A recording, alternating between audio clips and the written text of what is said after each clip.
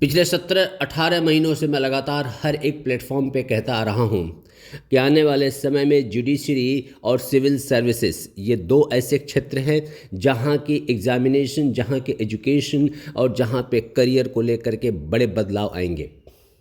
Police services या बाकी जितने भी गवर्नमेंट जॉब्स हैं वहाँ पर भी बड़े बदलाव आएंगे। ये किस मैं आधार पे कह रहा था, क्योंकि मुझे मालूम था कि सरकार ऑलरेडी सीआरपीसी में बदलाव लेकर के आ रही है। सरकार हमारे पूरे जुडिशरी सिस्टम में बड़े बदलाव लेकर के आ रही है और उसका नतीजा ये है कि एक बड़ी जॉब एवेन्यूज़ तैयार होने जा रही हैं। 2027 तक सरकार चाहती है कि पूरी जुडिशरी सिस्टम सेशंस कोर्ट से लेकर सुप्रीम कोर्ट तक ऑनलाइन हो जाए। अब ऑनलाइन करने के लिए एक छोटे से छोटे डिस्ट्रिक्ट लेवल से लेकर और सुप्रीम कोर्ट तक आप समझिए कितना बड़ा मैन फोर्स की आवश्यकता पड़ेगी और कितने सारे टेक्नोक्रेट्स की आवश्यकता पड़ेगी। हर एक लॉयर, जुडिशरी सिस्टम से जुड़े हुए छोटे से छोटे व्यक्ति से लेकर और सुप्रीम कोर्ट के चीफ जस्टिस तक हर व्यक्ति को अपने आप को टेक्नोलॉजी के साथ अपग्रेड, अपडेट और अपलिफ्ट करना पड़ेगा। ये एक बहुत ही इंटरेस्टिंग डोमेन तैयार होने जा रहा है। एविडेंसेस बेस्ड जुडिशरी सिस्टम अब और ज़्यादा मजबूत बनेगी। जब एविडेंसेस बेस्ड जुडिशरी सिस्टम की मैं बात करूँगा तो forensic science, cyber crime, cyber security ऐसे अनेकों फील्ड जुडिशरी में सबसे ज़्यादा महत्वपूर्ण हो जाएंगे। साथियों, जो लोग भी लॉ, जुडिशरी, सिविल सर्विसेज की प्रिपरेशन कर लें, गांठ बांध कर रख लें। इतिहास, भूगोल, अंग्रेज, मुग़ल, इनके ज़माने की चीज़ें अब उतना काम न आने वाली हैं। अब भारत में वही लोग गवर्नमेंट जॉब में अच्छा काम कर पाएंगे, वही लोग गवर्नमेंट जॉब पाएंगे, वही लोग सरकारी सिस्टम में काम कर पाएंगे जिन्होंने अपने आप को टेक्नोलॉजी के साथ जोड़ा है, साइंस के साथ जोड़ा है। ये जो तीनों बिल हैं, ये बिल इसकी शुरुआत है, श्री गणेश है, शुभारंभ है, प्रारंभ है, एक प्रचंड प्रारंभ है।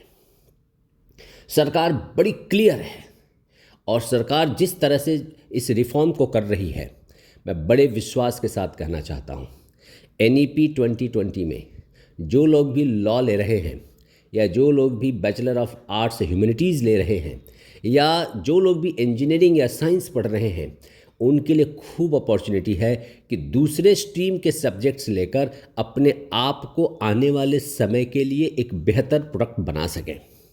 बड़े ही टैक्टफुल्ली अपने सब्जेक्ट्स के सिलेक्शन, मेजर और माइनर्स के सिलेक्शन हमारे लिए एक बड़ा ही रोचक करियर तैयार करेंगे। और यहाँ पर करियर काउंसलर्स के लिए भी रोल बड़ा इंटरेस्टिंग होने जा रहा है। अब काउंसलिंग मात्र ये ना रहेगा कि आप आइए आप बीटेक कर लें, आइए आप BSc कर लें, आइए आप ह्यूमैनिटीज़ में कर लें, आप कॉमर्स पढ़ लें, मैनेजमेंट पढ़ लें ना। अब इंटरेस्टिंग पार्ट ये होने जा रहा है, ह्यूमैनिटीज़ के साथ मैं क्या पढ़ूं, तो कल मैं एक बेटर प्रोफेशनल के तौर पर मार्केट में जाऊंगा। मैं इंजीनियरिंग के साथ और कौन सा सब्जेक्ट मैं ह्यूमैनिटीज़ से ले लूँ अथवा लॉ से ले लूँ, तो कल की तारीख में मेरा करियर और ज़्यादा ब्राइटर हो सकता है। अब आने वाले समय में जो करियर एवेन्यूज़ तैयार हो रहे हैं, ये बहुत ही रोचक होने जा रहे हैं। इसलिए मैं कहना चाह रहा हूँ, साथियों, कमर कस लें। 2023 के बाद जो एजुकेशन सेक्टर अभी तक भारतवर्ष में कहीं न कहीं एक बर्डन जैसा था और हम बहुत सारी चीज़ों को ज़बरदस्ती खींचे जा रहे थे, वो सारी चीज़ों से अब हमको स्वतंत्रता मिलने जा रही है।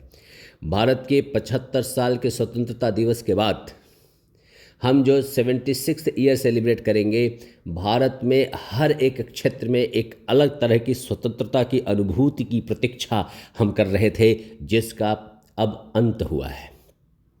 एजुकेशन सेक्टर फुल्ली स्किल्ड के साथ साथ में हम क्या चाहते हैं? मैं चाहता हूं कि मैं कंप्यूटर पढ़ूं और उसके साथ साथ में लॉ भी पढ़ूं, तो आप एक जुडिशरी के लिए बड़े ही अप्रोप्रिएट कैंडिडेट बने। मैं चाहता हूँ कि मैं आर्ट्स पढूं और उसके साथ साथ में मैं केमिस्ट्री भी पढूं। आप एक बहुत ही अच्छे व्यक्ति बनने वाले हैं। मैं चाहता हूं कि मैं साइकोलॉजी पढूं और साइकोलॉजी के साथ साथ में कपल ऑफ फॉरेन लैंग्वेजेज भी पढ़ लूं। बहुत अच्छे करियर की तरफ आप जा रहे हैं। मतलब आने वाला समय किस तरह का कॉम्बिनेशन हमको ऑफ़र करेगा और कौन सा कॉम्बिनेशन हमको एक बेहतर करियर ऑफ़र करेगा, ये एक बहुत बड़ा रिसर्च और स्टडी का विषय बनने जा रहा है। ये तीनों बिल आप देखेंगे किस पे एम्फेसिस कर रहे हैं। ये तीनों बिल मानव समाज की पूरी संरचना पे एम्फेसिस है। सरकार कह रही है कि मानव हत्या, महिलाओं के साथ अत्याचार, बच्चों के साथ अत्याचार, ये हमारे पूरी जुडिशरी सिस्टम की पहली 3 पंक्ति होना चाहिए। मानव संरचना, ह्यूमैनिटी, ह्यूमिलिटी, ये सरकार की अब सबसे बड़ी प्रतिबद्धता है। कैसे एक मनुष्य दूसरे मनुष्य का सम्मान करे। अहम ब्रह्मास्मि तत्त्वमसि, मेरे अंदर भी ब्रह्म है और आपके अंदर भी ब्रह्म है। मतलब ह्यूमन वैल्यूज़ अब एजुकेशन सेक्टर की सबसे बड़ी बैकबोन बनने जा रही है। हम सॉफ्ट स्किल्स के नाम पे बहुत दिन तक अंग्रेजी पढ़ाते रहे, लेकिन एक्चुअली सॉफ्ट स्किल्स है क्या? ये ह्यूमन वैल्यूज़ है। मतलब हर एक अध्यापक को अपने सब्जेक्ट्स के साथ साथ में ह्यूमन वैल्यूज़ पढ़ाने ही पड़ेंगे, क्योंकि इसका वेटेज सरकार बढ़ाने जा रही है। अगर ह्यूमन वैल्यूज़ टेक्नोक्रेट्स में नहीं आया, साइंस ग्रेजुएट्स में नहीं आया, ह्यूमैनिटीज़ के लोगों में नहीं आया, कॉमर्स के लोगों में नहीं आया, मैनेजमेंट के लोगों में नहीं आया, चार्टर्ड अकाउंटेंट्स के अंदर नहीं आया, तो कल आप देखिए कि पहले तीनों लॉ या तो उम्र कैद के हैं या तो मृत्युदंड के हैं। मतलब सबसे बेहतर कैंडिडेट हमारे क्लास का, हमारे स्कूल का, हमारे यूनिवर्सिटी का, हमारे कॉलेज से पढ़ा हुआ जो बहुत ही अच्छा कैंडिडेट था, लेकिन ह्यूमन वैल्यूज़ नहीं थी उसके अंदर, और कोई उसने अगर सोशल क्राइम कर दिया तो मृत्युदंड को प्राप्त करेगा। सरकार ने अपनी मंशा साफ कर दी है। प्रश्न ये है कि आने वाले समय में हम विद्यार्थी के तौर पर, अध्यापक के तौर पर, करियर काउंसलर के तौर पर, एकेडमिशियन के तौर पर, इंस्टीट्यूट रन वर्क करने के तौर पर हम किस तरह से पूरे एजुकेशन सेक्टर को तैयार करते हैं। मेरा ऐसा मानना है कि now sky is the limit. पूरा आसमान भारतीय विद्यार्थियों के लिए, भारतीय अध्यापकों के लिए, भारत के विद्यालयों, विश्वविद्यालयों के लिए खुल चुका है। आइए इस खुले आसमान में हम सब स्वतंत्रता की अनुभूति करते हुए उड़ें। आइए इस खुले आसमान में एक बेहतर करियर बनाने की तरफ हम चलें, क्योंकि अब पढ़ाई में कोई लिमिट नहीं है।